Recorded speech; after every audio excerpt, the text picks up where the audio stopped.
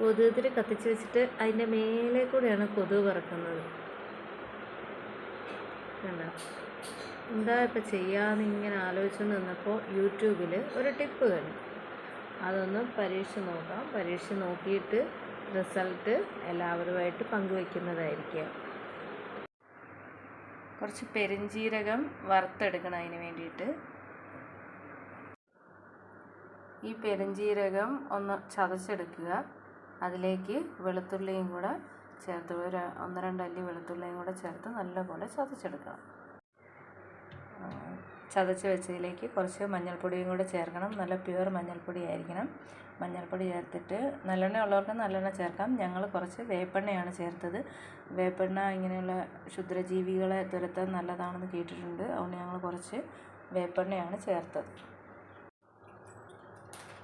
ആ മിശ്രിതം നമ്മളിപ്പോൾ ഒരു ചിരാതിലേക്ക് ഒഴിച്ചു കൊടുത്തിരിക്കുകയാണ്. ആ ചിരാതിൽ നമ്മളൊരു തിരിയും ഇട്ടിട്ടുണ്ട്. അപ്പോൾ ഈ തിരി നല്ലപോലെ ഇതിൽ മുങ്ങി നിൽക്കണം. അപ്പോൾ എന്നിട്ടിനി നമ്മളിത് കത്തിക്കാൻ പോവുകയാണ്. അപ്പോൾ നമ്മൾ ചിരാത് കത്തിക്കുകയാണ്.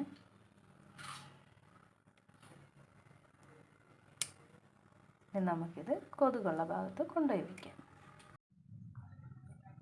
അപ്പോൾ നമ്മൾ ആ തിരി കത്തിച്ച് വെച്ചിട്ട് കൊതുകിന് നല്ല ശമനമുണ്ട്. ഒരുപാട് കൊതുകെന്ന് വെച്ചാൽ ഒരുപാട് കൊതുകായിരുന്നു. ഇപ്പോൾ കുറച്ച് ദിവസം അടുപ്പിച്ച് മഴയായതുകൊണ്ട് ഭയങ്കര കൊതുക് ശല്യമായിരുന്നു. ഇപ്പോൾ ഇത് കത്തിച്ച് വെച്ചപ്പോൾ നല്ല കൊതുക് ശമനമുണ്ട്.